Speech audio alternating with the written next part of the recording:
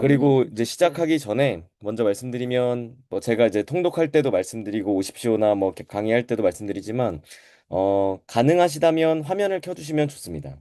화면을 켜는 이유는 다른 것 전혀 아니고, 제가 여러분들 막 감시할 의도도 없고, 뭐 우리 코로나 시대를 다 지났지만, 그래야 그냥 스스로가 좀 더 잘 집중할 수 있습니다. 아무래도.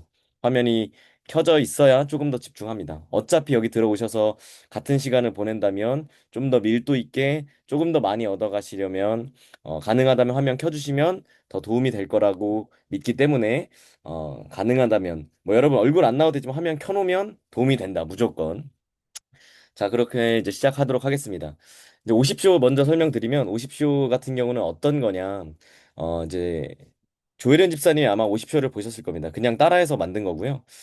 그래서 이제 다만 이제 조혜련 집사님 오십쇼는 어 그냥 말씀을 조금 더 잘 이해하기 위해서 좀 더 스토리텔링 형식으로 간다고 하면, 이건 조금 실제 신학교 신대원 레벨 정도의 정보들과 자료들을 좀 가지고 만들었습니다. 논문들도 가져오고 강의 자료들도 가져오고.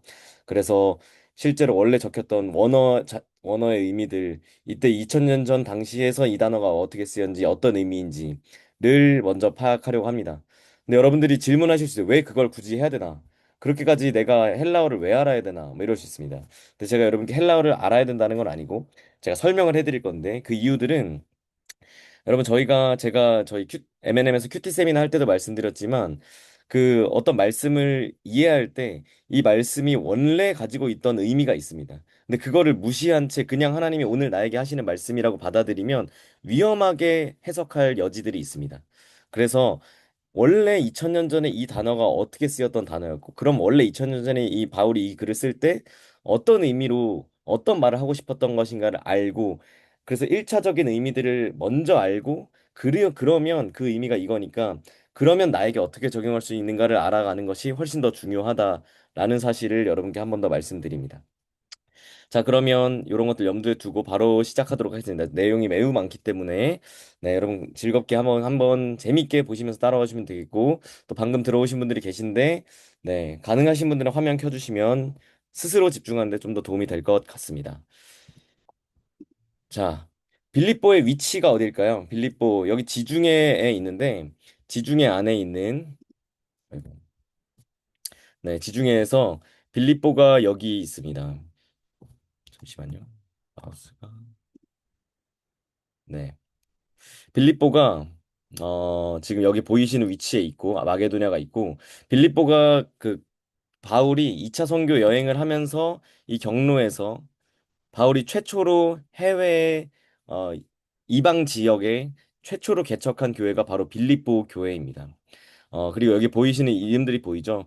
위쪽에 빌립보가 있고, 그 지나서 데살로니가 교회가 있는 데살로니가가 있고, 고린도 아덴을 지나서 고린도가 있고, 겐그레와 또 에베소, 이런 데들이 있는데, 이런 곳들이 이제 교회들이 개척이 되었었습니다. 자, 그리고 비아 에그나시아라는 것인데, 저번에 사도행전 강의 때 살짝 말씀드렸는데, 이게 에그나시아 가도라는 길입니다. 비아가 이제 길이란 뜻인데, 실제로 아마 이건 지금도 존재하는 이제 대로 같은 길인데, 아마 매우 유력하게 바울은 이 길을 따라서 2차 선교여행 이 길을 그 이 비아 에그나시아를 따라서 2차 선교여행을 갔을 거라고 매우 많은 학자들이 추정하고 있습니다. 여기 보이시는 것처럼 빌립보가 이 안에 빨간색 길이 비아 에그나시아라는 큰 길입니다. 실제로 당시 고대 빌립보의 모습은 아마 이러했을 거라는 이 조감도가 있습니다. 그리고 실제 현재 빌립보의 모습이 이렇습니다. 지금의 빌립보의 터가 지금 이렇게 남아 있고, 매우 흡사한 것들을 볼 수 있죠. 이 터가 발굴되었고, 빌립보의 모습들이 있고, 어, 이제 상당히 큰 도시였다 빌립보가라는 것들을 우리는 알 수 있습니다. 빌립보 여러 가지 특징들이 있는데, 이것들 또 말씀 계속 나누면서 좀 살펴보도록 하겠습니다. 자, 그럼 바로 말씀 살펴보도록 하겠습니다. 몇몇 분들은 이 강의를 들으신 분들이 있겠지만, 네, 완전 똑같진 않습니다. 계속 업데이트가 되고, 오늘도 조금 전까지도 계속 업데이트를 조금씩 했기 때문에, 작년에 들으셨던 분들도 리마인더 하면서, 네, 같이 따라가면 좋을 것 같습니다. 1장 7절 말씀 보면 내가 너희 무리를 위하여 이와 같이 생각하는 것이 마땅하니 이는 너희가 내 마음에 있고 나의 매임과 복음을 변명함과 확정함에 너희가 다 나와 함께 은혜에 참여한 자가 됨이라라고 말씀하고 있습니다. 여기 변호와 확정이라는 단어가 있는데 이제 이 단어가 실제로 원래 원어를 보면 이 아폴로기아라는 단어인데 이 아폴로기아는 변증으로도 번역되는 단어이기도 합니다. 변호와 확정은요, 법정에서 사용되는, 실제로 법정에 사용되는 법정 용어입니다. 변명은 피고로서 자기 자신을 변호하는 것, 변호한다라고 하는 것, 그리고 확정은 증거를 가지고 자기 주장을 증명하는 게 변호와 확정의 의미입니다. 빌립보서는 저희가 지금 옥중서신으로 읽고 있잖아요. 빌립보서, 앱빌골몬, 에베소서, 빌립보서, 골로새서, 빌레몬서 요 네 개는 옥중에서 작성된 옥중서신입니다. 그래서 바울은 현재 감옥에 갇혀 있고 또 바울에 대한 재판이 지금 계속 진행되고 있습니다. 그리고 바울에 대한 고발에 대한 내용들도 사도행전 24장을 보면 자세히 나옵니다. 대제사장이 바울을 고발했다. 왜냐? 이 사람은 전염병 같은 사람이다. 유대인들을 막 어지럽게 하는 자다. 이단의 우두머리다. 그리고 이 사람이 성전을 더럽게 한다. 뭐 이런 내용들을 가지고 실제로 고발을 했고, 그래서 상소가 됐고, 이런 내용들이 재판이 진행 중이다. 그래서 이 법정 용어들이 사용된다라는 겁니다. 근데 여기서 우리가 생각해야 되는 건 바울이 이제 변호를 할 때 자기 자신에 대해서 변호하는데 바울은요, 동시에 복음 자체에 대해서 변호를 해야 됩니다. 왜냐하면 바울이 법정에서 변호할 때 자기 스스로에 대해서도 변호를 하지만 바울이 잡힌 이유가 뭐였죠, 여러분? 복음을 전하다 그랬거든요. 예수님에 대해서 가르치고 예수 그리스도의 복음에 대해 가르치다가 잡혔기 때문에 그걸 설명하는 것, 그것을 그래서 자기 자신에 대한 변호는 사실 복음을 변명하는 것, 가스펠을 디펜스하는 것과 똑같다라는 겁니다. 그래서 이제 예루살렘에서 체포된 이후에 사도행전을 보면 바울의 많은 설교들이 나오잖아요. 길게 쭉쭉 설교들이 나오는데 사도행전 24에서 5, 6장에 보면 이제 베스도 총독과 아그리빠 뭐 이런 왕들 앞에서도 막 이제 설교를 하고 막 내용들 하는데 사실 이것들이 설교가 사실 변호입니다. 여기 나오는 변명함이라는 거죠. 근데 내용이 자기 개인을 변호하는 것도 있지만 사실 그 복음 자체를 변호하는 겁니다. 왜 이게 잘못된 게 아니고 내가 죄인이 아닌지를 설명하고 있는 것이고 그게 다른 말로 하면 그 법정에서 복음을 전하는 게 된다라는 거죠. 근데 여기서 우리가 뭘 유추할 수 있냐면 초대교회 당시 성도들이요 믿음 때문에 고발을 당해서 법정에 서는 일이 종종 있었습니다. 실제로 많이 있었고. 근데 일생에 한번 이게 어떻게 보면 공적인 자리에서 자기가 믿는 그 믿음을, 그 복음을 증거할 수 있는 어떻게 보면 절호의 기회일 수도 있고 마지막 최후의 기회일 수도 있었다는 겁니다. 마태복음 10장에서 예수님이 너희가 총독들과 임금들에게 끌려가서 증거, 그 마르티리온이 된 사람들에 대한 얘기가 나오는데 이 증거 마르티리온이 이제 마르투스 이제 이번에 제가 에티오피아 갔다 왔지만 그 선교사님께서 쓰신 책 마르투스 증인이란 책이 이제 이 단어에서 나오는 건데 여기서도 이 단어를 사용하셔서 말씀하십니다. 너희를 넘겨줄 때 너희가 어떻게 또는 무엇을 말할까 염려하지 마라. 너희가 끌려갈 거야. 근데 너희가 그들에게 이방인들에게 증거가 되게 하리라 합니다. 이런 말씀들을 하십니다. 근데 이 말씀을 보면 근데 복음서가 빌립보서보다 더 나중에 쓰여졌다라고 학자들은 보고 있거든요. 훨씬 더 나중에. 근데 법정에 가면 사람들이 복음을 어떤 말로 증거할 것인지를 고민하고 있었다라는 흔적들이 이런 복음서 내용들에서도 유추하고 보여진다라는 겁니다. 그래서 이들은 법정에 끌려가지만 법정에 끌려가서 그냥 고발만 당하고 재판만 하는 게 아니라 이게 어떻게 보면 내 믿음, 내가 믿는 예수 그리스도. 대부분 유대인이었을 텐데 내가 예수 그리스도를 왜 믿는지, 왜 내가 유대인이었지만 개신교인이 되었는지, 기독교인이 되었는지, 왜 내가 예수를 주님 그리스도인으로 믿는지, 이 신앙이 무엇인지 이 복음을 설명하기 위한 기회로 삼았다라는 것들을 볼 수 있다라는 겁니다. 자, 그리고 넘어가겠습니다. 1장 8절 내가 예수 그리스도 심장으로 너희 무리를 얼마나 사모하는지 하나님이 내 증인이시니라 말씀하고 있습니다. 여기 말씀을 보면 바울은 감옥에서 빌립보 성도들을 향한 자기 애정이랑 그리움들을 숨기지 않고 표현합니다. 근데 되게 재밌게 바울이 쓴 다른 많은 편지들이 있거든요. 갈라디아서를 보면 처음에 시작할 때부터 막 엄청 혼냅니다. 다른 복음을 전하는 자는 저주를 받을지어다 그래서 막 겁나 뭐라 하거든요. 막 고린도전서나 이런 책들도 보면 너네들이 지금 제발 너네 막 우리가 그 논란이 되는 말들 있잖아요. 여자들은 교회에서 잠잠하라 막 이러면서 되게 센 말들을 많이 해요. 근데 바울이 여기서도 물론 센 얘기들 하지만 바울의 애정이 제일 많이 묻어나는 게 빌립보서입니다. 여기서 사모한다라는 동사, 여기 너희물을 얼마나 사모하는지라는 표현이 있는데 이게 영어로는 to long for, desire이라는 단어인데 그리워하는 감정의 강도가 너무너무 강하다. 이걸 표현한 동사가 바로 여기 사모하다라는 단어입니다. 또 내가 예술의 심장으로 너희를 사모한다라고 얘기하는데 이 단어가 원어 헬라어로 보면 스플랑크논이라는 단어인데 뜻이 원래는 내장이라는 단어를 가지고 있어요. 근데 이게 뭐냐면 당시 고대 옛날 사람들은 인간의 감정이 그 인간의 그 심장처럼 내장 안에 담겨 있다라고 믿었거든요. 그렇기 때문에 그만큼 내가 그냥 일부 마음이 아니라 어떻게 보면 전심으로 내 온 마음으로 너를 사랑해라고도 우리가 번역할 수 있겠죠. 내가 내 마음의 감정이 온전히 담긴 그 심장 전체를 가지고 너희를 얼마나 사모하고 보고 싶어 하는지 하나님이 내 증인이야. 난 너네를 너무너무 내 온 마음을 다해서 너희를 사모하고 보고 싶고 사랑해 라고 얘기합니다. 근데 빌립보 교회에 대한 바울의 사랑 연화가 되게 많이 나와요. 1장 7절 아까 본 것도 너희가 내 마음에 있다. 1장 8절 내가 예수 그리스도 심장으로 너희를 사모한다. 4장 1절 나의 사랑하고 사모하는 형제들 하면서 바울이 빌립보 교회에 대한 애정들이 뚝뚝 묻어나는 게 빌립보서다라는 거죠. 근데 바울은요, 이 예수 그리스도의 심장으로, 예수 그리스도 세 번역을 보면 예수 그리스도의 심정으로, 그 마음으로 빌립보 교회랑 성도들을 사랑했습니다. 바울이라는 사도에게 있어서 빌립보 교회는요, 자기가 처음 개척했던 교회이기도 하고, 이제 여러 말씀들을 보면 자기가 되게 어려운 상황 가운데서도 유일하게 자기를 재정적으로 도와주고, 기도하고, 물질적으로 도와주고, 이랬던 사람들이 빌립보 교회였습니다. 그러다 보니까 힘들고 어려운 순간에 마음속으로 실제로 보고 싶고, 생각만 해도 기분이 좋아지는 그런 존재였다라는 거죠. 바울은 예수의 심장으로 내가 이들을 사랑했다라고 얘기합니다.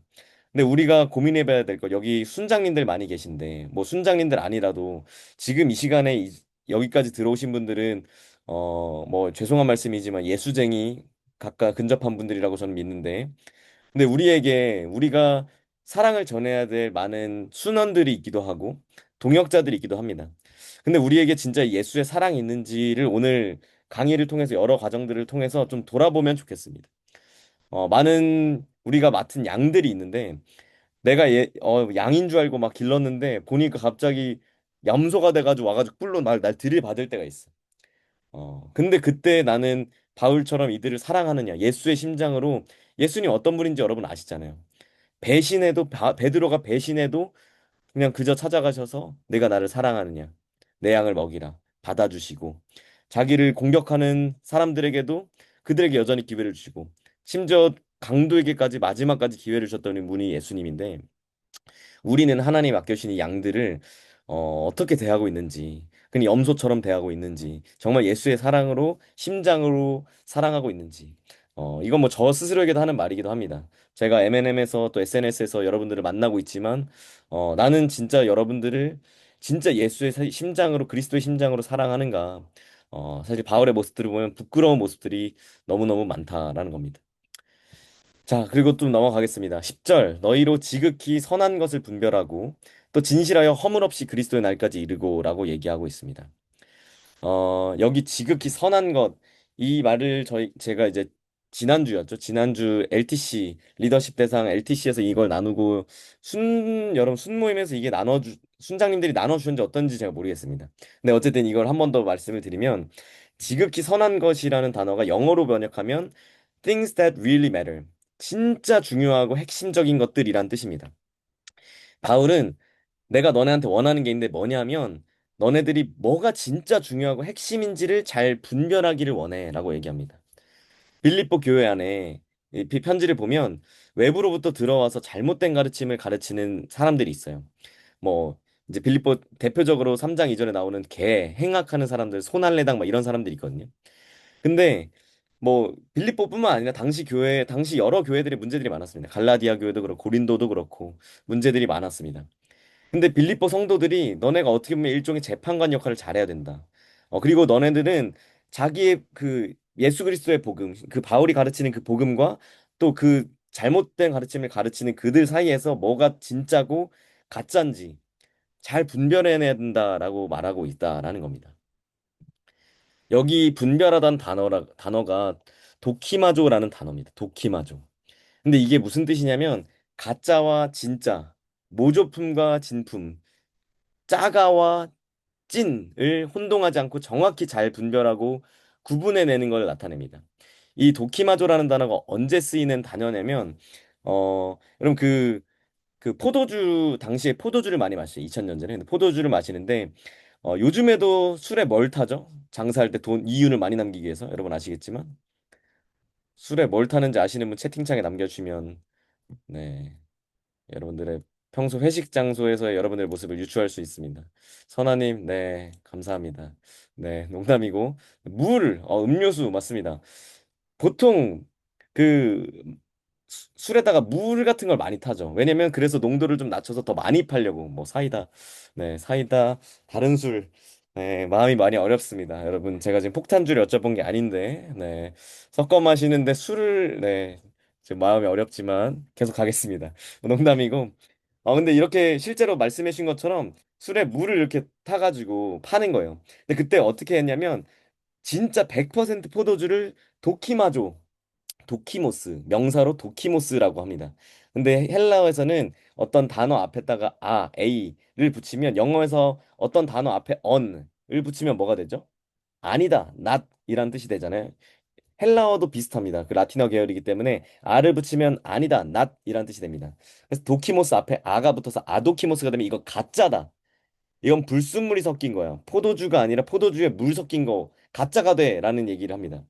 순금 99.9% 순금인데 여기도 좀 많이 팔려고 뿌리려고 합금 같은 거 막 다른 불순물을 넣어가지고 순도가 낮아져. 그럼 이거는 아도키모스, 진짜는 도키모스. 이런 식으로 가짜와 진짜, 짜가와 찐을 혼동하지 않고 잘 구별해내는 걸 분별하는 건데 여기서 얘기하는 이 지극히 선한 것을 분별하다라는 단어가 그런 의미로 쓰인다라는 거죠. 바울은 너희가 그래서 이런 것들을 잘 분별해. 진짜와 가짜가 뭔지, 진짜 영원한 것이 뭐고, 그냥 일시적인 것이 뭔지 너희가 분별하기를 원해. 그리고 나는 그래서 너희가 진실에서 허물 없이 그런 사람들이 돼서 그리스도의 날까지 서 있기를 난 기도한다라고 얘기하고 있습니다.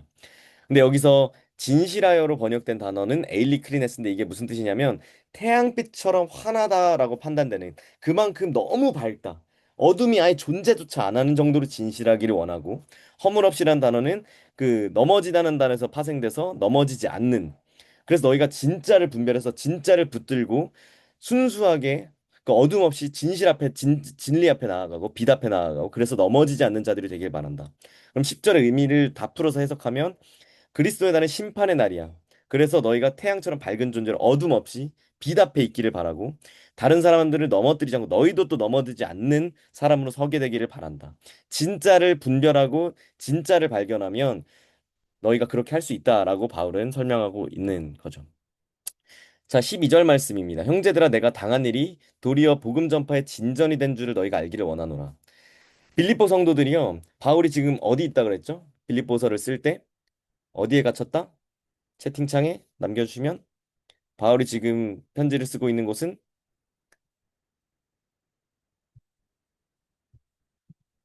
네 바울은 감옥에 있다라고 말씀드렸죠.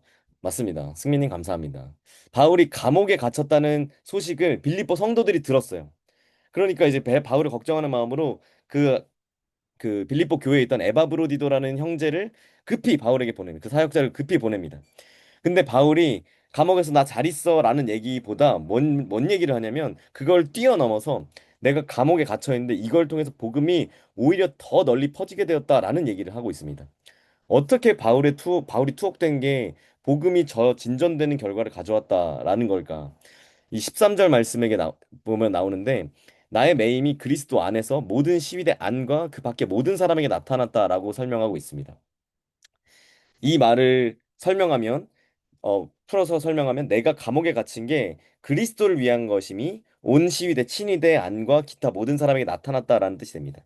근데 여기 시위대라는 단어가요. 원래 그 브라이도리온에서 그대로 넘어온 그 이제 외래어 단어거든요. 우리나라도 텔레비전은 한국말로도 텔레비전이 되는 것처럼 브라이도리온은 시위대라는 게 헬라어로도 브라이도리온이 되거든요. 근데 이제 바울이 뭘 했냐면 감옥에 갇혀 있는 동안 이 브라이도리온 근위병들이 한테 복음을 전했다라는 겁니다. 그리고 복음을 듣고 받아들인 사람이 있었다라는 거죠. 자, 이걸 좀 더 자세히 설명해 드리면 사도행전 28장 23절을 보면 바울이 이제 유숙하는 집, 새 집에 있다라고 하는데 바울이 지금 갇혀 있는 감옥은 사실 우리가 생각하는 그 완전 철컹철컹 감옥은 아닙니다. 오히려 그 왕가 사는 남자 여러분 보셨겠지만 그것처럼 유배지처럼 집 안에 갇혀 있는 그런 곳입니다. 나갈 수 없고 하지만 면회를 오면 만날 수 있는 그런 가택연금 시스템 안에 갇혀 있었습니다.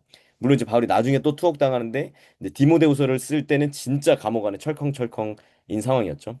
근데 이때는 찾아오는 사람들 만날 수 있었어요. 근데 이제 아까 왕가 사는 남자 말씀드렸죠. 왕사남도 보면 그 그 유해진이 거기서 이제 그 왕을 지키잖아요. 감시하잖아요. 근데 이때도 브라이드론 근위병들이 두 명씩 3교대로 와서 바울을 감시했다라고 합니다.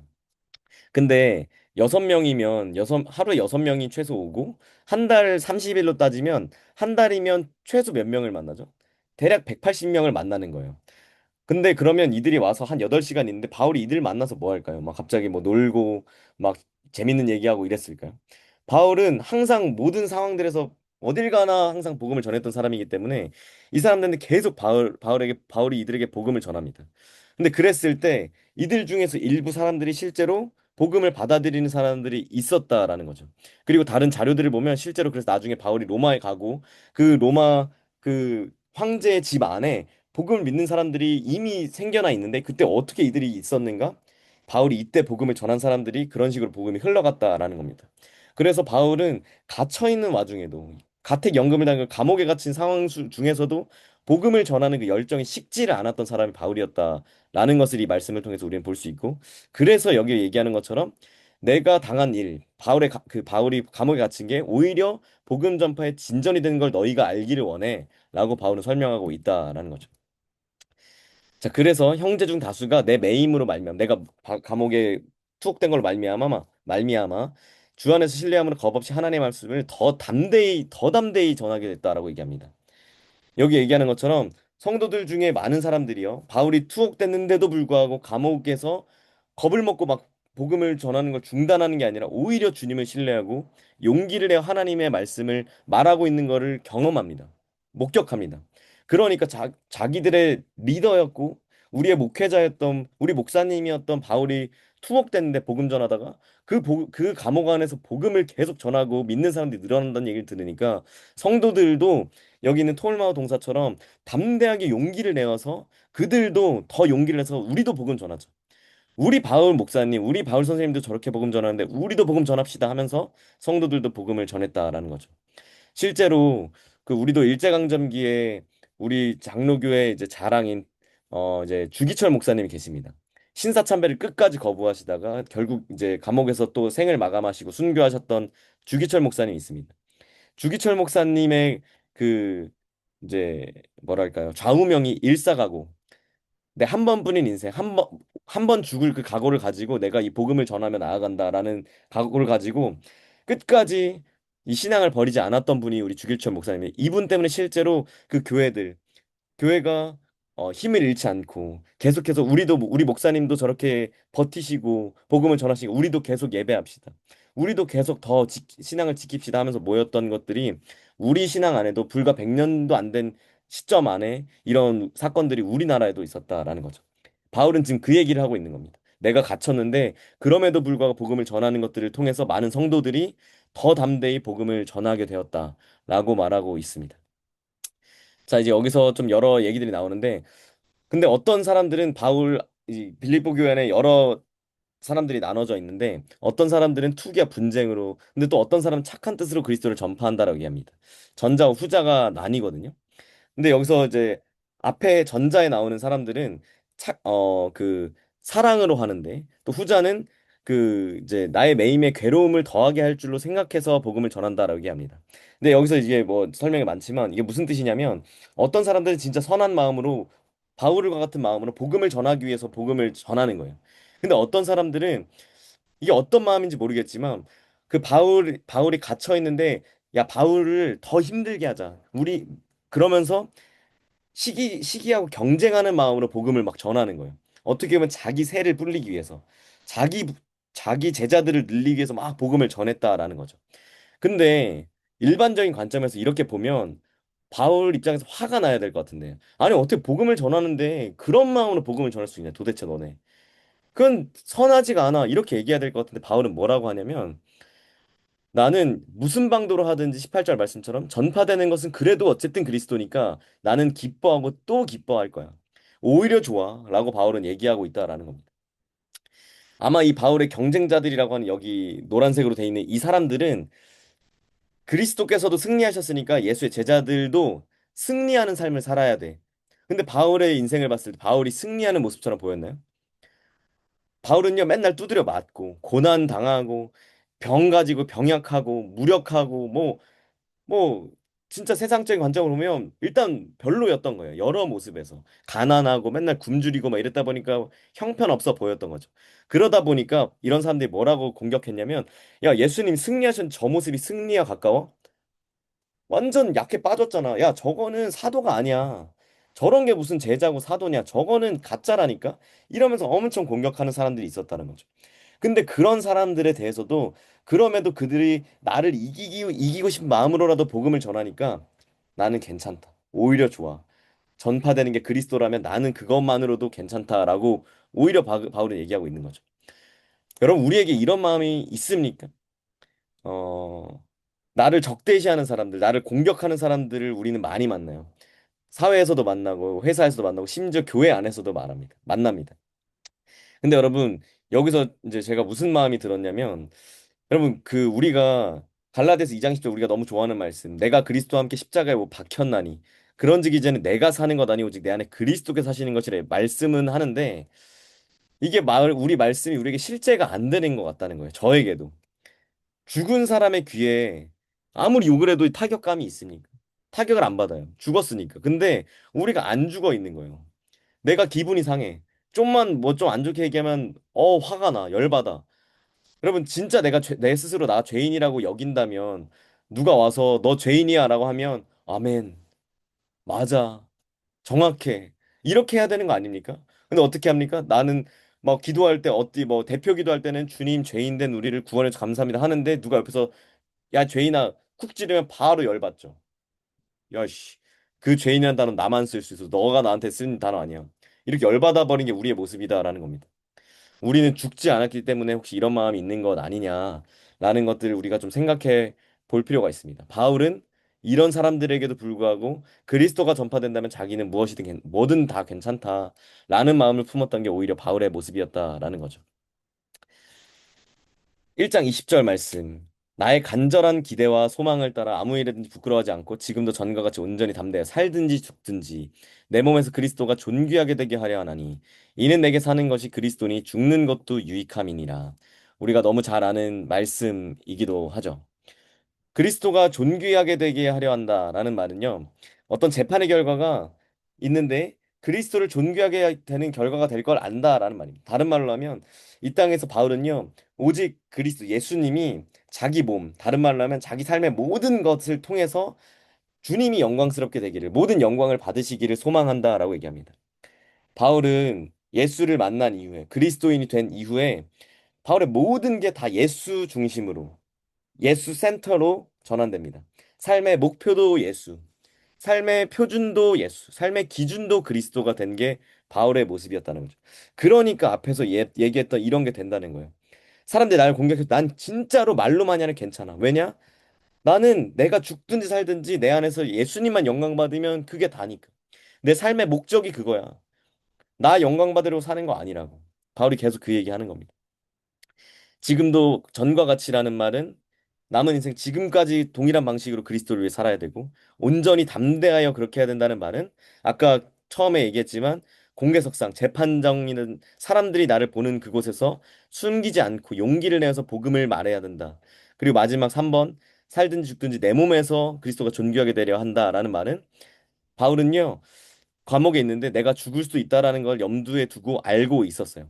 근데 내가 처형돼서 죽더라도 자기 자신을 통해서 예수님께 영광 돌리기를 원한다라고 고백하는 겁니다. 그리고 살게 되더라도 어차피 살아도 나는 복음 때문에 계속 핍박당하고 고문당하고 고통을 당해. 근데 살든지 죽든지 살아서 고단을 받든 죽어서 순교를 하든 내 몸을 통해 내 모든 걸 통해 하나님께 영광 돌리는 삶이 내 삶이 되기를 원한다라고 바울은 얘기하고 있다라는 거죠. 21절 말씀. For me to live is Christ and to die is gain. 우리 너무 잘 아는 찬양. 내 안에 사느니 예수 그리스도니. 너무 잘 아는 찬양 있죠. 여기서 얘기하는 건 내가 처형해서 죽게 되면 그것마저도 살게 돼도 그리스도로 내 삶은 살게 되는 거고 죽게 되더라도 그건 유익이다. 프로핏이다. 이 케르도스라는 원어 헬라어 단어를 사용합니다. 근데 이 단어가 이제 빌립보 3장 7절에서 나중에 이제 쓰이고 있는 단어인데 이따가 좀 더 자세히 볼 겁니다. 근데 이 유익이라는 케르도스라는 단어는 원래 경제적 맥락에 사용되는 단어예요. 근데 이 단어를 사용하는 의도가 뭘까? 바울은 뭐라 얘기하냐면 나에게 프로핏이 뭐냐면 죽는 거다라고 얘기합니다. 바울이 빌립보서를 쓰는 목적들이 여러 개 있었는데 그 중에 가장 중요했던 목적이 뭐였냐면 빌립보 교회 안에 갈등과 분열이 일어나고 있었습니다. 교회가 하나 되지 못하고 동역자들끼리 분열하고 갈등이 생기고 싸우고 막 있는 거예요. 그러니까 뭐라 얘기하냐면 야, 너네 그렇게 싸워? 근데 죽 죽는 것마저 나에게 그것마저 나에게 이득이야. 라고 얘기하고 있는 거죠. 예수님도 마찬가지죠. 예수님이 너네끼리 막 누가 높아지냐 낮아지냐 제자들이 싸우고 있을 때 예수님은 거기다 대고 무슨 얘기 하십니까? 나는 십자가 지고 죽음을 당할 것이다. 설명하는 것처럼. 바울은 여기서 성도들이 자기 이익만 교회 안에서 제발 따지지 말고 다른 사람의 이익을 돌아보는 사람들이 되라. 빌립보서 2장 4절 말씀처럼 각각 다른 사람의 일을 좀 돌아보고 그래서 나의 기쁨을 좀 충만하게 해달라라고 바울은 얘기하고 요청하고 있는 거라는 거죠. 자, 그리고 이 말씀, 사는 것은 그리스도라는 단어가 사실은 이제 좀 바울이 일부러 언어 유희를 하는 겁니다. 당시에 우리로 따지면 당시에 유행하던 그 밈을 가져와서 일부러 사람들이 알아들을 수 있게 쉽게 이해할 수 있게 설명하는 건데 당시 그리스 로마 사회에서 유행하던 말 중에 토젠 크레스토스라는 말이 있었습니다. 이게 무슨 뜻이냐면 사는 것, 인생은 좋다. Life is good. 약간 이런 거예요. 뭐 LG 같은데. 어, 인생은 좋은 거야라는 게 있었습니다. 근데 요거를 하나만 다르게 하면 그 스펠링 하나만 다르게 하면 토젠 크레스토스가 아니라 토젠 크리스토스라면 원래는 사는 것은 좋다인데 이게 사는 것은 그리스도다라고 바뀝니다. 그렇게 하면서 사람들에게 일부러 그 당시 유행하던 말을 통해서 이 말이 그들에게 더 각인되게 하려고 이 말을 쓰고 있습니다. 사는 게 좋은 것이 아니라 사는 게 그리스도야. 라고 바울은 설명하고 있다라는 거죠. 바울은 뒤에서도 설명드리겠지만 바울은 계속해서 이 편지를 읽는 사람들, 바울의 복음을 듣는 사람들이 더 쉽게, 조금이라도 더 쉽게 알아듣기 위해서 더 어떻게 하면 이 사람들에게 더 쉽게 이들의 눈높이로 설명할 수 있을까 계속 고민했던 게 바울이었다라는 겁니다. 자, 이제 계속 설명하겠습니다. 여러분 잘 따라오고 계신가요? 이해하고 계시죠? 재미있으신가요? 어떠신가요? 여러분, 네. 여러분 표정이 몇 분밖에 안 계시지만, 네. 혹시 뭐 중간중간 질문 있으시면 제가 채팅창도 같이 보고 있으니까 질문 남겨주시면 제가 넘기지 않고 꼭 같이 답변 드리도록 하겠습니다.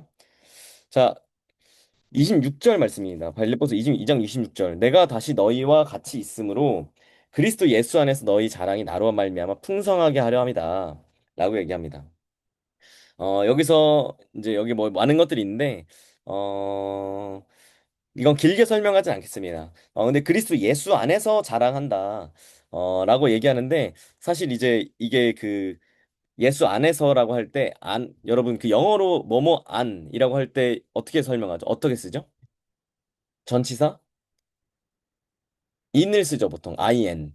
근데 헬라어에서 똑같은 단어가 여기서 파생된 건데 n이 있습니다. en 해가지고 n이 있는데 그래서 그리스도 예수 안에서라고 해가지고 이제 그리스도 예수 안에서 이 여기 나오는 자랑한다 엔 크리스토라고 설명해서 이거를 이제 그리스도 예수 안에서 자랑한다라고 번역을 했는데 사실 이제 그 헬라 문법상으로 봤을 때 N 뒤에 이제 목적격이 왔을 때는 이거를 뭐뭐 아니라고도 볼 수 있지만 이거를 자랑한다라고도 번역할 수 있습니다.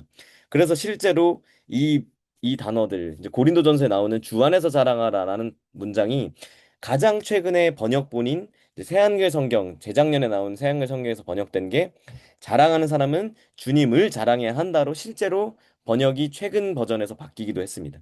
그래서 이 말씀은 그리스도 예수 안에서 너희를 자랑하라는 건 어쩌면 그리스도 예수를 자랑하다라는 문장으로도 주를 신뢰하라로도 볼 수 있다 정도로만 이해하시면 되겠습니다. 자, 27절. 너희는 그리스도의 복음에 합당하게 생활하라. 너희는 한 마음으로 서서 한 뜻으로 복음의 신앙을 위해 협력하는 것 설명하고 있습니다. 글이 매우 많은데 합당하게 생활하다라는 번역된 동사가요. 여러분 그 채팅창에 한번 써주시겠어요? 여기 나와 있는데 폴리튜오마이 채팅창에 한번 써주시면 감사하겠습니다. 폴리튜오마이라는 아, 동사입니다. 폴리튜오마이. 네, 네, 너무 감사합니다. 이 어, 폴리튜오마이라는 단어입니다. 자, 그런데 이 폴리티오마이라는 단어가 의미가 뭐냐면 시민으로서 자기의 의무를 다하며 살다라는 뜻입니다. 그래서 지난주 저희 이제 아울리치 기도회 때도 제가 요 내용들을 가지고 좀 설명해 드려서 말씀을 나눴었던 건 오신 분들은 기억하실 텐데. 근데 이제 그 빌립보 3장 20절에서도 시민권은 우리의 시민권은 하늘에 있다라고 말할 때 시민권을 번역된 단어는 이 폴리티오마이의 명사형인 폴리티우마입니다.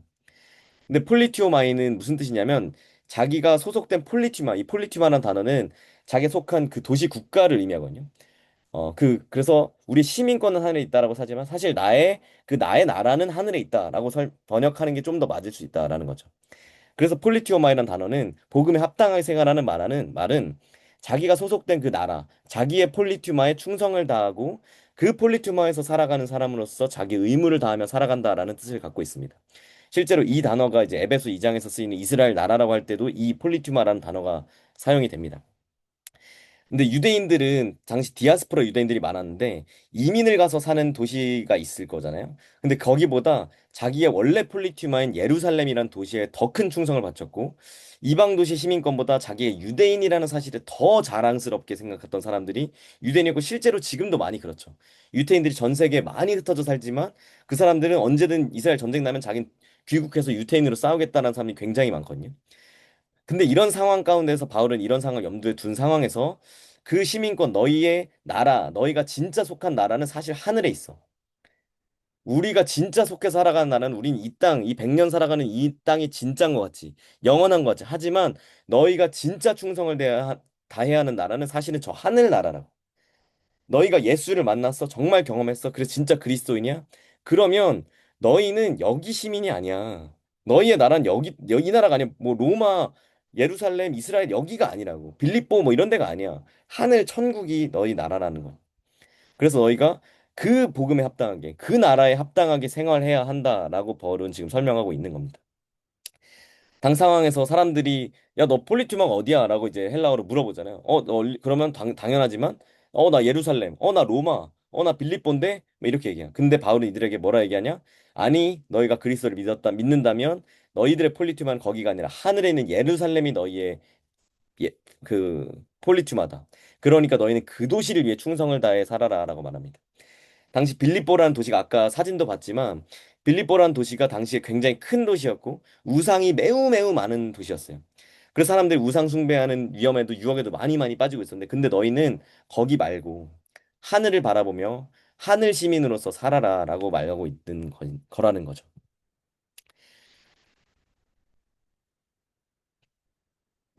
자, 여기 뒤에 보면 사진에 여러 군사들 이제 당시 실제로 그리스 로마에서 로마가 싸울 때 이제 군대 진법을 제가 가져온 그림인데 이제 이걸 왜 가져왔냐? 여기서 이제 바울이 뭘 얘기하냐면 너희가 한 마음으로 서서 한 뜻으로 복음의 신앙을 위해 협력하라 얘기합니다. 아까 제가 말씀드렸죠. 바울이 빌립보서를 작성한 이유가 뭐였다? 아까 말씀드린 것처럼 빌립보 교회 안에 갈등이 많고 분열하고 있다라고 말씀드렸죠. 그래서 바울이 여기서 한 마음으로 한 뜻으로 이걸 계속 강조하는 거예요. 근데 여기서 한 마음으로 서 있다라는 게 무슨 말이냐면 이거는 사실 군대 용어입니다. 군대 용어. 근데 바울이 군대 용어를 사용하는 이유가 뭐냐면 빌립보는 당시에 퇴역 군인들이 매우 매우 많이 살던 도시가 바로 이 빌립보라는 도시였습니다. 빌립보라는 도시 국가였습니다. 그래서 바울은 이들이 잘 알아들을 수 있는 한 번 얘기하면 바로 알아들을 수 있는 얘기를 하는 거죠. 마치 그런 겁니다. 여기 형제님들 좀 계시지만 형제님들에게 어떤 행동 강령 사도신경 십계명을 설명하려는데 이게 어려워. 예를 들어서 교회 처음 온 사람한테. 근데 군대 갔다 온 사람들한테 너무 쉽게 설명할 수 있는 유사한 게 있죠. 뭐가 있을까요? 복무 신조 우리의 결의 하면서 바로 갑자기 막 여러분들 안에서 입 튀어나옵니다. 하나 우리는 조국과 민족이 뭐 이런 것들이 나오잖아요. 저도 막 이렇게 아무튼 이제 자매님들은 저게 뭐 하는 건가 하겠지만 근데 이런 식으로 느낌이 빡 옵니다. 근데 이런 식으로 그들에게도 군대 용어를 딱 말해주는 순간 이런 식으로라는 거구나라고 이해가 팍 된다라는 거죠. 이 한마음으로 서서라는 단어가 어떤 의미였냐면 여기 뒤에 여기 있는 그림처럼 병사들이 그 이 진법 안에서 흐트러지지 않고 진열을 흐트러지지 않게 하고 자기 자리를 굳건히 서 있는 걸 묘사합니다. 이 로마 군대는 웅크리지 않고 오하이오를 맞췄는데 그리스 군대 이제 여러분 영화 300 보면 팔랑크 전법 있죠. 동그랗게 해가지고 방패하고 쭈루루룩 해서 이제 화살 다 맞고 막 이러는 거 있는데 이제 그 팔랑크스 말고 이 네모난 모습들이 로마 군대 진법이었는데 이런 식으로 서 있는 거를 너희가 이런 식으로 한 마음으로 쫙 서라라고 얘기하고 있다라는 겁니다. 그리고 여기 한 뜻으로 협력하다라는 단어가 함께 싸우다라는 뜻인데 이게 이제 빌립보서 안에만 나타나는 단어입니다. 아까 얘기한 것처럼 이 단어는 그 퇴역 군인이 많았던 빌립보 사람들에게 더 잘 이해하기 위해서 사용되기 때문에 빌립보서에서만 신약성 요소에 등장하는 단어가 이 단어라는 거죠. 근데 이게 어떤 의미냐? 로마 시대 검투사들이 원형 경기장에 팀을 이루어 함께 싸운다는 의미가 매우 강한 뜻을 가지고 있다라는 겁니다. 바울은 그래서 계속 이런 단어를 쓰면서 너희가 분열하고 갈등하는 빌립보 교회 성도님들 제발 마음을 같이 하고 같은 사랑을 가지고 뜻을 한 마음으로 한 마음을 좀 품어. 군대에서 제발 진법처럼 하나 되는 것처럼 너희가 좀 하나가 됐으면 좋겠어라고 얘기합니다. 여기 그래서 이제 설명드리지만 로마 군인들이 당시 이제 빌립보에 이렇게 복무하고 은퇴한 병사들이 빌립보에 매우 매우 많이 살았어요. 그래서 바울은요. 이 퇴역 군인들인 빌립보 성도들이 잘 알아듣기 쉽게 이 쉬운 그들이 알아듣기 쉬운 메타포를 자꾸 사용합니다. 바울은 항상 이런 걸 많이 써요. 상대방이 알아듣기 쉬운 그 메타포, 은유를 사용해서 자기 주장을, 자기가 말하고 있는 내용들을 이 성도들, 이 편지의 수신자들이 더 잘 이해할 수 있도록 합니다. 이걸 선교학적 용어로는 이제 최성용 목사님도 자주 말씀하시는 상황화라는 단어가 있는데 그들의 눈높이에서 그들이 쓰는 단어로 들어가서 이거에 맞춰서 쓴다라는 것, 의미가 있습니다. 그래서 고린도전서에서는 어떤 걸 쓰냐면 고린도 근처에 실제로 이제 그 올림픽의 전신인 올림피아 제정과 같은 그런 큰 운동 대회가 있었던 곳이 고린도였기 때문에 그런 스포츠 메타포를 자주 사용하죠. 그래서 다름질하기를 향방 없는 것 같이 아니하고 싸우기를 허공을 치는 것 같이 아니한다라고 하면서 당시 스포츠를 즐겨보던 고린도 성도들이 알아듣기 쉬운 말을 했고 빌립보에서는 군대 용어를 자꾸 사용하면서 퇴역 군인들이 알아듣기 쉬운 단어를 자꾸 사용한다라는 겁니다.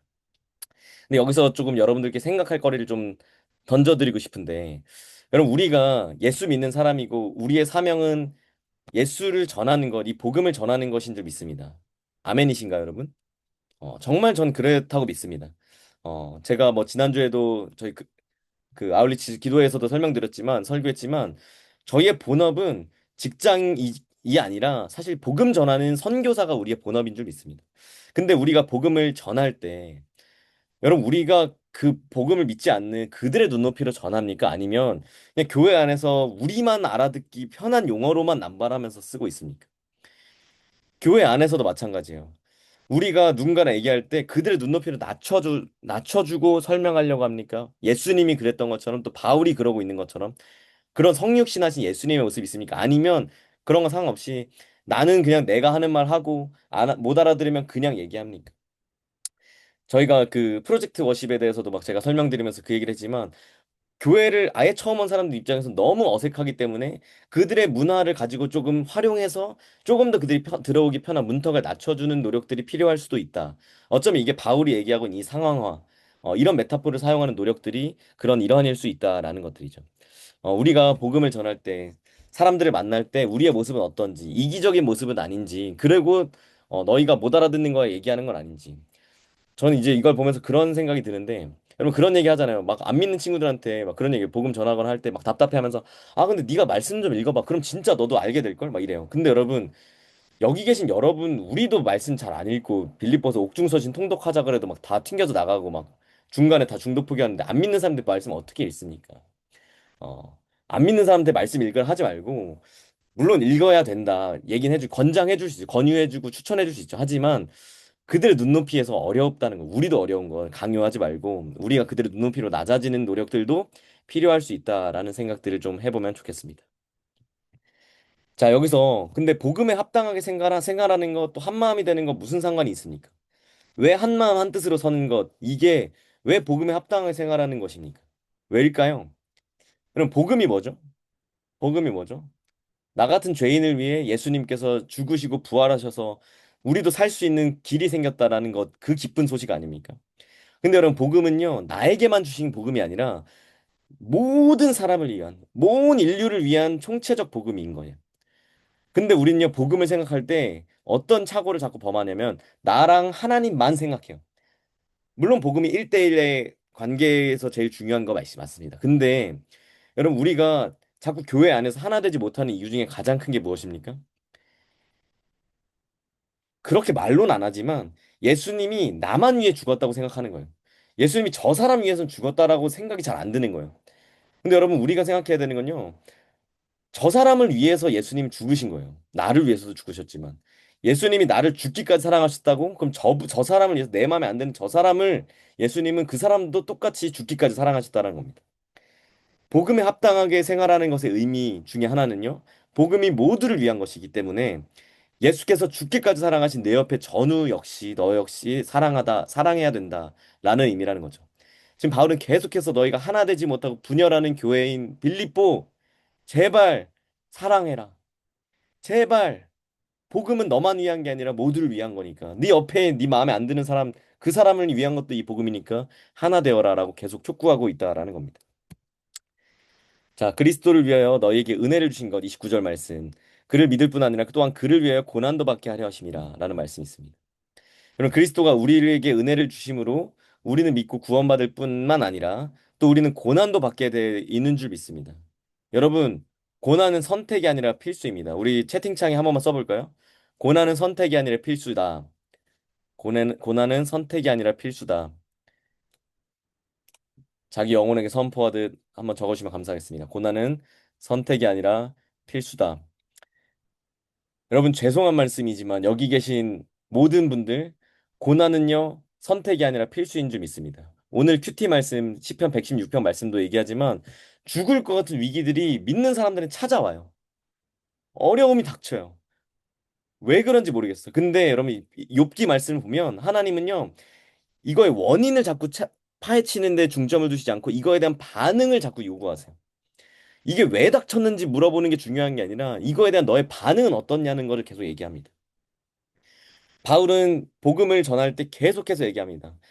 데살로니가 전서에서 너희에게 우리로 이 환난을 당하게 세우신 줄을 너희가 알아라. 장차 우리에게 환난을 받을 거야. 우리가 먼저 빌립보에서 고난과 능력을 받았어라고 얘기합니다. 바울은요, 복음을 전할 때 복음을 받아들이면 고난을 당하게 될 걸 처음부터 얘기했습니다. 근데 아마 언제 했을까? 유추하건대 이제 학자들이 얘기하는 건 아마 세례를 받고 복음을 믿겠습니다라고 말할 때 그 너희 고난을 받을 거를 다시 한번 리마인드 하듯이 말했다라고 합니다. 왜냐면 개종을 하기로 나 예수님 믿어야겠다. 진짜 기독교인이 되겠습니다. 이렇게 온 사람들한테 한 번 더 이들에게 묻는 거예요.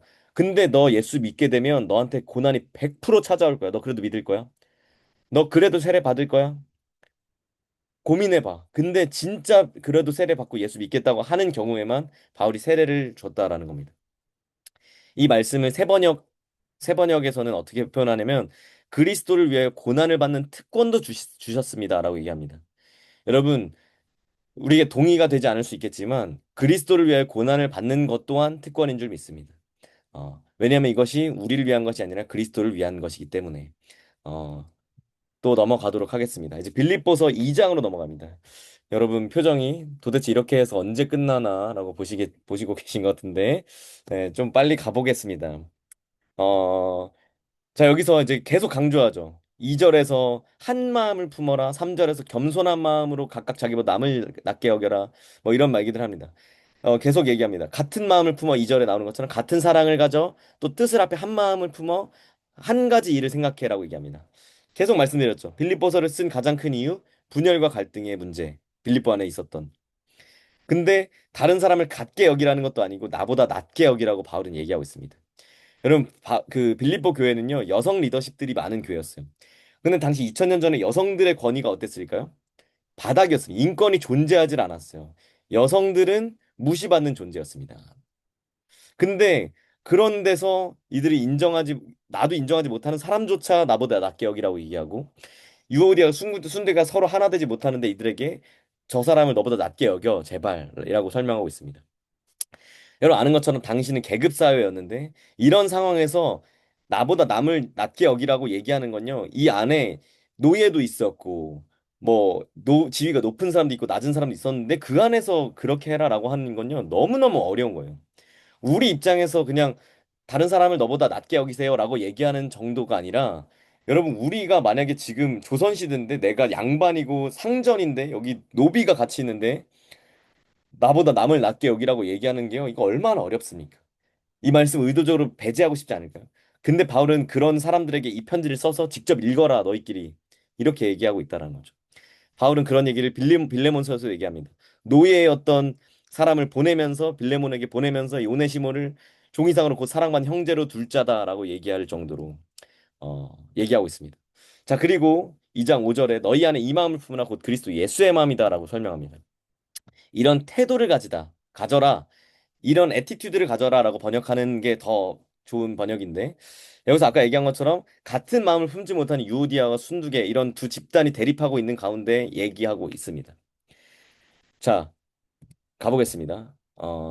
이제 너무 유명한 이게 그 초대교회 당시에 유행했던 찬양시로 알려져 있습니다. 이게 그냥 빌리버서 말씀에만 적혀 있는 걸로 우리는 받아들이지만 아마 이게 당시 교회 안에서 실제로 많이 읽혔던 우리로 따지면 뭐가 될까요? 교동문 어떤 그런 찬양시 같은 게 실제 있었던 거를 인용해서 바울이 여기 적었다라고 학자들은 많이 얘기합니다. 자, 이걸 조금 풀어서 설명해 보겠습니다. 2장 6절 그는 근본 하나님의 본체시나 하나님과 동등됨을 취할 것을 여기지 아니하셨다라고 얘기하는데 이 본체라는 단어가 헬라어로는 모르페라는 단어입니다. 모르페. 이 모르페라는 단어가 어떤 뜻이냐? 어떤 것이 눈으로 볼 수 있는 형태로 나타난 것이라는 뜻입니다. 근데 이 단어가 그래서 신약 성경에서 되게 많이 쓰여요. 마가복음에서 엠마오에 있는 그 두 제자가 시골로 갈 때 예수께서 다른 모양으로 나타나셨다 할 때 그 모르페 눈으로 볼 수 있는 형태로 나타났다라고 할 때 그 모르페가 사용됐고 또 빌립보서에서도 이 형체를 가졌다. 욥기 이제 구약에서도 오직 한 형상, 오직 한 모르페가 눈앞에 있었다라고 이런 모양이라고 얘기할 때 모르페가 많이 사용됩니다. 자, 근데 이 모르페라는 건 아까 얘기한 것처럼 눈으로 볼 수 있는 어떤 형상을 가리키는데 이 이미지라는 뜻을 갖고 있는 우리가 잘 알고 있는 아이콘 여러분 그 컴퓨터로 할 때 데스크톱에서 아이콘 생성하시잖아요. 이 아이콘 그 폴더의 모양을 아이콘이라고도 부르는데 이 아이콘이 여기서 온 단어거든요. 이 아이콘과 모르페는 그래서 동의어라 볼 수 있죠. 그래서 헬라어 안에 신약성경 안에서 어떤 데서는 아이콘, 어떤 데서는 모르페라 사용되는데 실제로 마태복음에서 이 아이콘과 이 글이 누구의 것이냐? 로마서 1장 있었는데 동물 모양의 우상으로 바꿨다 할 때 이 아이콘으로 바꿨다라 얘기하고 또 우상을 아이콘이라고도 얘기하고 자주 이 아이콘과 모르페가 사용됩니다. 근데 이 여기 2장 6절에서 하나님의 본체라고 했던 이 모르페가 이 또 아이콘이라는 단어가 예수 그리스도를 향해 사용될 때는 그 뜻은 거의 같다라고 볼 수 있다라는 겁니다. 자, 이 얘기 왜 이렇게 길게 하는가? 예수는 어떤 분입니까? 보이지 않는 하나님이 인간의 눈으로 볼 수 있는 모습으로 나타나신 하나님이다. 보일 수 있는 형상으로 나타나신 게 하나님입니다. 하나님이 예수 그리스도입니다. 그런 의미에서 예수 그리스도는요, 하나님의 형상 아이콘이자 하나님의 본체인 모르페라고도 할 수 있습니다. 그래서 그는 근본 하나님의 본체시나라는 말을 풀어서 번역하면 그는 진실로 하나님의 본질을 보여주는 하나님의 눈으로 보이는 형상으로 존재했다. 라고 설명할 수 있다라는 거죠. 또 이 말은 어떻게 설명할 수 있냐면 그리스도의 선제, 그 전부터 존재하셨다라는 선제에 대해 말하고 있습니다. 예수는 그냥 평범한 인간, 그냥 선지자 중 하나라고 설명하는 게 아니라 창조주 만세전에 창조주 하나님이신데 그분이 우리 눈에 보이는 인간의 형상으로 나타나신 분이 예수야.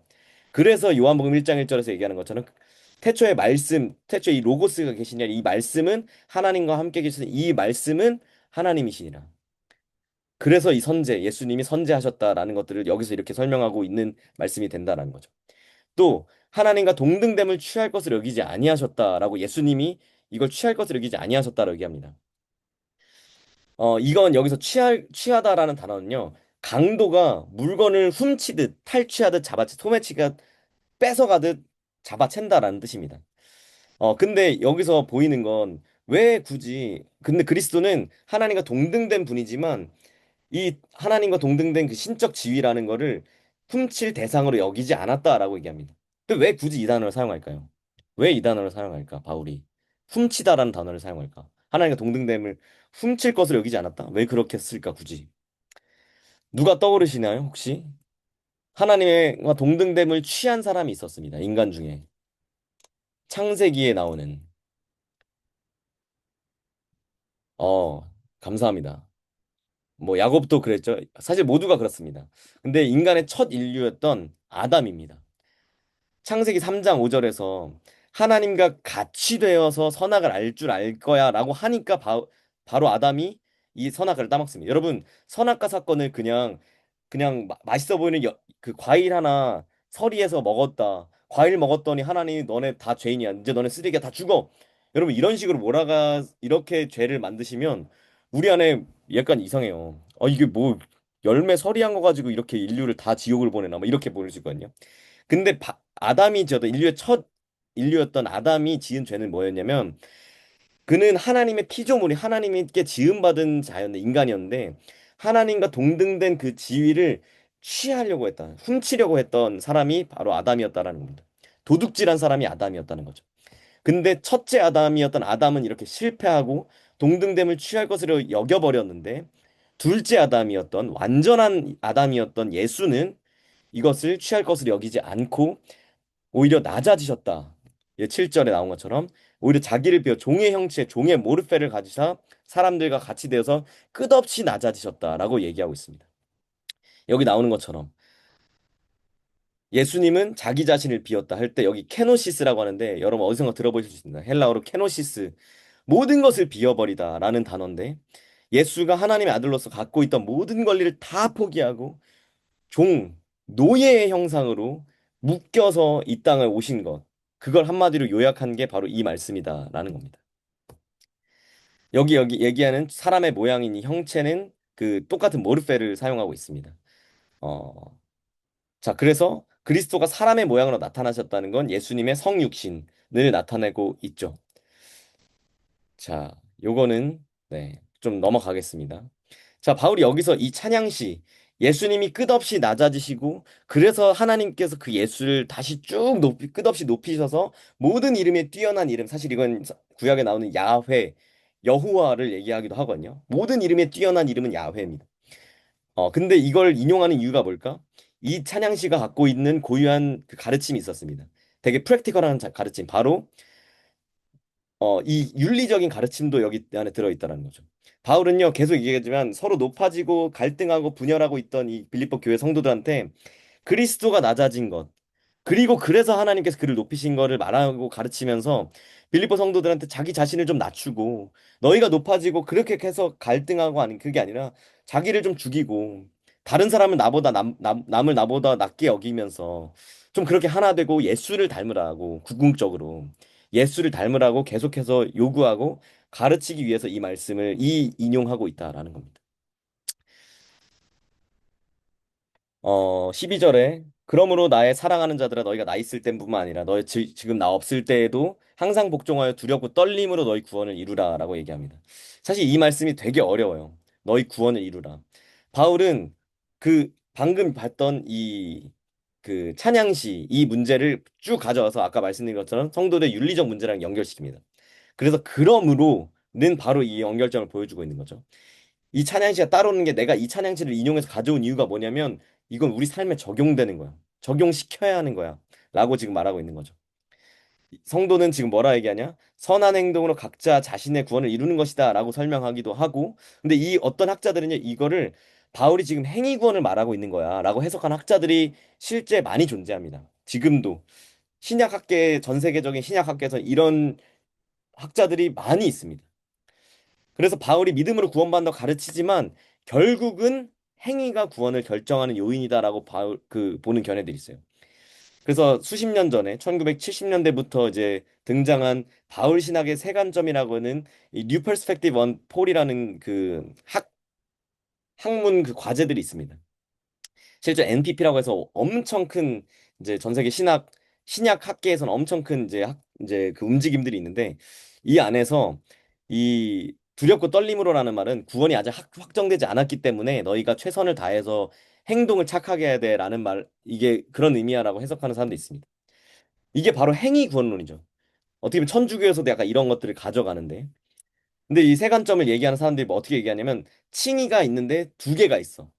자, 처음으로 믿음을 믿을 때 처음 칭의를 받아. 근데 최후의 심판대 앞에 설 때 최후의 칭의가 한 번 더 있는데 이 칭의는 행위로 받아.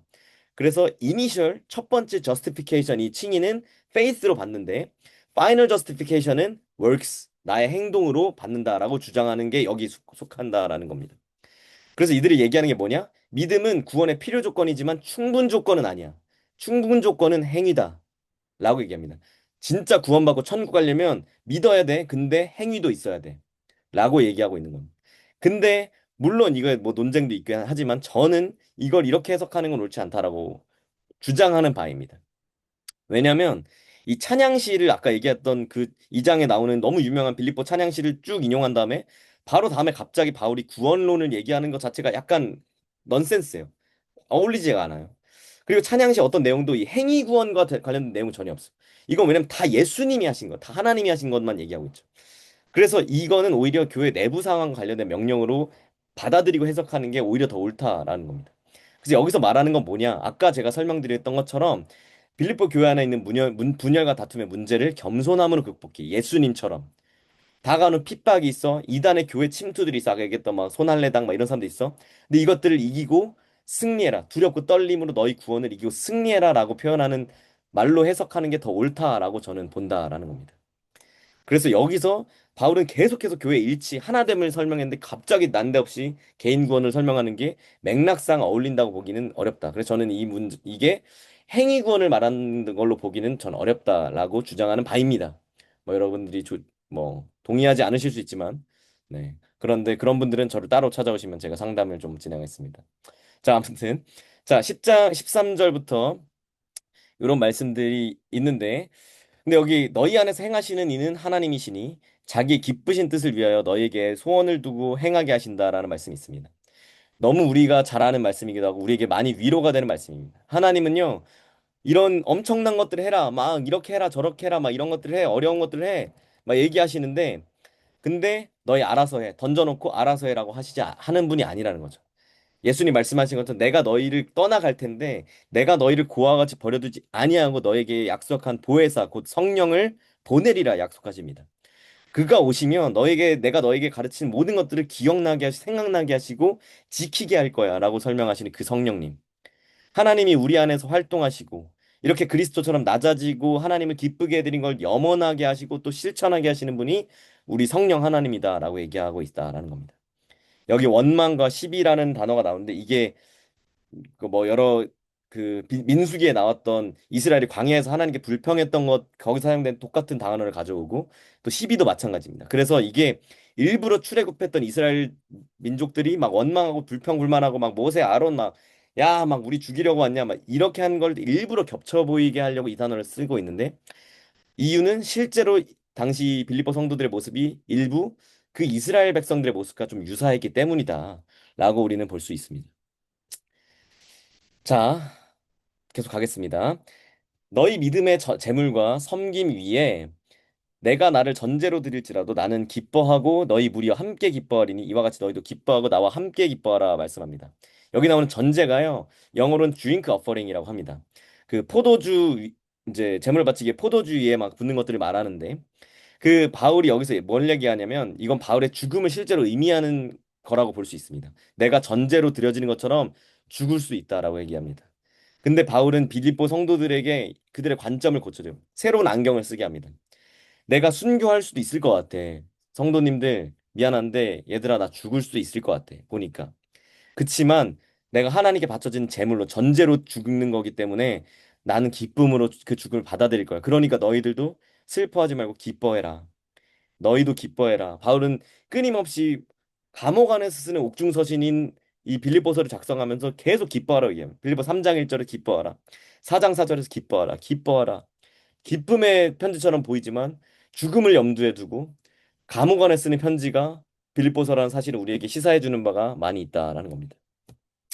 자, 빌립보 3장 5절 7절 말씀. 그러나 무엇이니 내게 유익하던 것을 내가 그리스도를 위하여 다 해로 여길 뿐더러 지금 여기 우리 에티오피아 아울리치 팀 원분들이 몇 분 계신데 너무 반가운 말씀이죠. 왜냐하면 아울리치 팀의 주제 말씀이기도 했습니다. 근데 이 말씀을 좀 볼 텐데 여기에 얘기하는 8일 만에 할례 받았다라는 건 이방인으로 태어난 그게 아니라 완전 유대인이었던 우월한 지위를 누렸던 사람이다. 그래서 자기가 완전 정식 이스라엘 민족이었다. 완전 100% 이스라엘 민족의 멤버십을 갖고 있는 사람이었다. 나중에 유대교인이 된 사람이 아니라 베냐민 지파라고 얘기하는 것도 자랑거리였습니다. 바울은 지금 여기서 내가 얼마나 자랑거리가 많은지 설명해 줄게 라고 지금 쭉 나열하는 거거든요. 히브리인 중에 히브리다라는 말도 당시에 이제 그 아람어 히브리어를 쓰는 사람에게서 난 사람으로서 히브리어를 말하는 사람이 진짜 히브리 사람, 진짜 유대인으로 여겨졌던 것도 얘기하고 있습니다. 바리새인이다라고 얘기하는 것도 뭐 이것도 이제 그런 가르침을 받은 바리새파다라고 얘기하고 있는 거죠. 자, 근데 이것들을 쭉 설명한 이후에 뭐라 얘기합니까? 그렇게 내가 태어나면서 받았던 것들 또는 내가 성취한 것들 엄청 많아. 자랑할 게 너무 많아. 세상적으로 봤을 때. 근데 무엇이든지 유익하던 것을 내가 그리스도를 위해 다 해로 여긴다고 얘기합니다. 다메섹으로 가던 길에서 예수를 만나니까 자기의 가치관이 정반대로 바뀌어요. 지금 여기 그림이 뒤에 저울이 있는데 이 위에 왼쪽에 그리스도를 놓고 오른쪽에 내가 그동안 뭐 유익하다라고 했던 모든 것들을 다 올려놔도 그리스도로 쭉 내려간 다음에 이게 도무지 바뀌질 않는다라고 설명하고 있습니다. 왜냐? 그리스도라는 지식이 너무너무 고상하다라고 얘기합니다. 여기서 더 설명되는 이 유익이란 단어가 실제로 유익과 해라고 쓰인 단어가 그 당시 이제 시장에서 상업과 관련된 용어로 쓰이던 용어인데 우리로 따지면 그 재무제표 대차대조표에서 쓰는 대변과 차변을 얘기합니다. 어 손이 그 뭐랄까요? 저희 말이 떠오르지 않나. 아무튼 그렇다라고 얘기합니다. 근데 자기가 가졌던 모든 것들 좋은 것들이 있었다. 유익으로 여겼던 게 있는데 이게 다 손해야. 왜냐? 이것들이 결국 교회를 핍박하는 길로 나아가게 했기 때문이다. 바울은요. 예수를 위해서 지금까지 내 인생의 장부들이 쫙 있었는데 이걸 다시 계산합니다. 근데 왜냐? 내가 다메섹에서 예수를 만났기 때문에. 예수를 만나니까 와 손익계산서 맞습니다. 너무 감사합니다.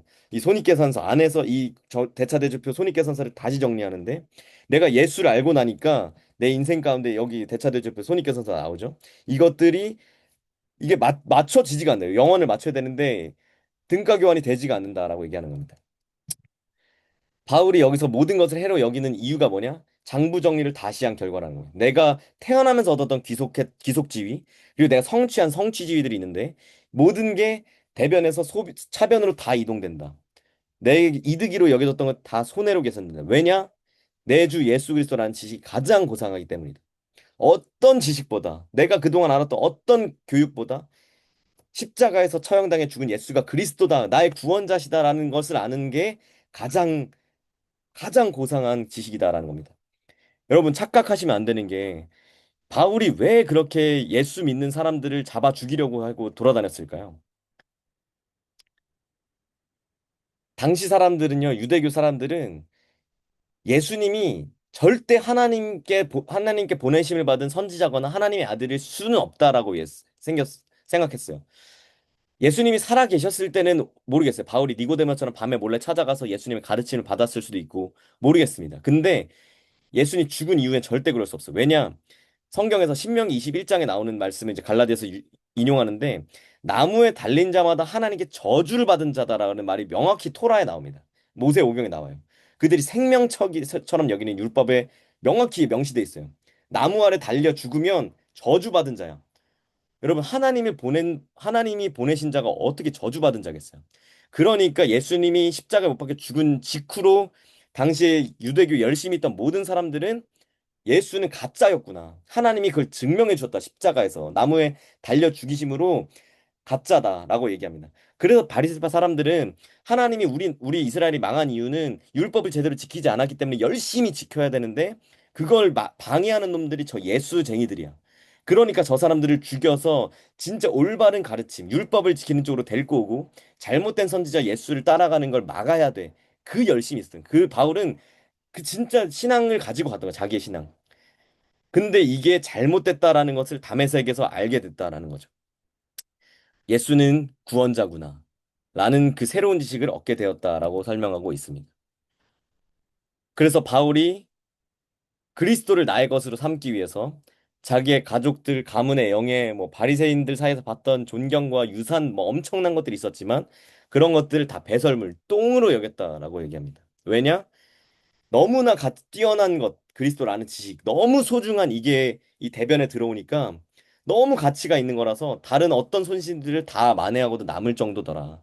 라고 바울은 얘기하고 있다라는 겁니다. 자, 요거는 넘어가겠습니다. 네.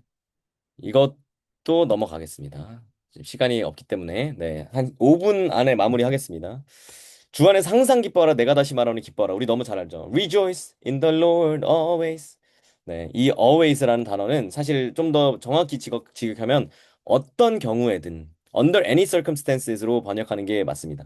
삶의 조건은 계속 변해. 근데 삶의 조건이 좋든 안 좋든 골짜기에 있든 언덕에 있든 뭐 어디에 있든 그때도 기뻐하라라고 바울은 얘기합니다. 여러분, 기독교 신앙이 무엇입니까? 믿음이 없는 사람은요, 삶의 조건이 좋아져? 그러면 기뻐지는데 삶의 조건이 나빠져? 우울증에 빠집니다. 당연합니다. 근데 기독교 신앙은 무엇이냐면 삶의 조건과 상관없이 어떤 조건 속에서도 기쁜 삶을 살 수 있게 해주는 게 이 기독교 신앙이라는 겁니다. 왜냐? 기독교 신앙은 예수님이 아까 바울이 얘기한 것처럼 내 안에 어떤 상황과 조건, 내가 들고 있는 어떤 돈이나 이런 것들이 아니라 내 죄와 사망의 그 문제를 해결한 예수가 오셨기 때문에 내 인생과 인생을 바라보는 모든 관점 자체가 통째로 바뀐다라는 겁니다. 복음은 그래서 우리로 하여금 현실을 죽음과 이 짧은 100년이라는 이 인생과 영원이라는 관점에서 바라볼 수 있게 만들어준 안경이 바로 복음입니다. 그래서 우리가 영원이라는 관점에서 이 세상을 바라보고 내 인생을 바라보면 인생에 우여곡절이 있지만 일희일비하는 게 아니라 어떤 경우에든 그렇지만 나는 천국을 소유한 자, 나의 시민권은 나의 그 폴리티만은 하늘에 있는 자라고 여기며 기뻐하며 살아갈 수 있는 게 바로 복음이 주는 축복이다라는 거죠. 계속 말씀드렸지만 바울이 처해 있는 상황은요 절대 기뻐할 수가 없는 상황입니다. 근데 기쁘게 사는 거는 바울이 얘기하는 건 상황이 아니라 나의 선택이고 그건 복음이 그걸 가능케 한다라고 지금 말하고 있다라는 겁니다. 바울은 여기서 내가 궁핍함으로 말하는 게 아니라 어떤 형편에든 난 자족하기를 배웠다라고 얘기하고 있는데 바울은 지금 무엇을 얘기하면 여기서 외부적인 환경에 좌우되지 않고 어떤 상황에서도 적응할 수 있는 얘기, 셀프 서피션시를 얘기하는데 사실 여기서 얘기하는 개념은 하나님으로 인한 자족, 하나님으로 인한 만족, 예수님이면 충분합니다라는 God sufficiency를 얘기하고 있습니다. 나는 자족하기를 배웠다. 하나님으로 인해 만족하는 것을 배웠다라는 의미가 된다라는 거죠. 바울은 실제로 가난에도 처해봤고 자존감이 낮아지기도 했고 부유한 사람들이 있었던 사람이었습니다. 아까 얘기한 것처럼 바울은요 개종하기 전에 엘리트 집안에 살았던 사람이에요. 돈도 많고 유산 물려받을 것도 매우 많, 다 버려졌죠.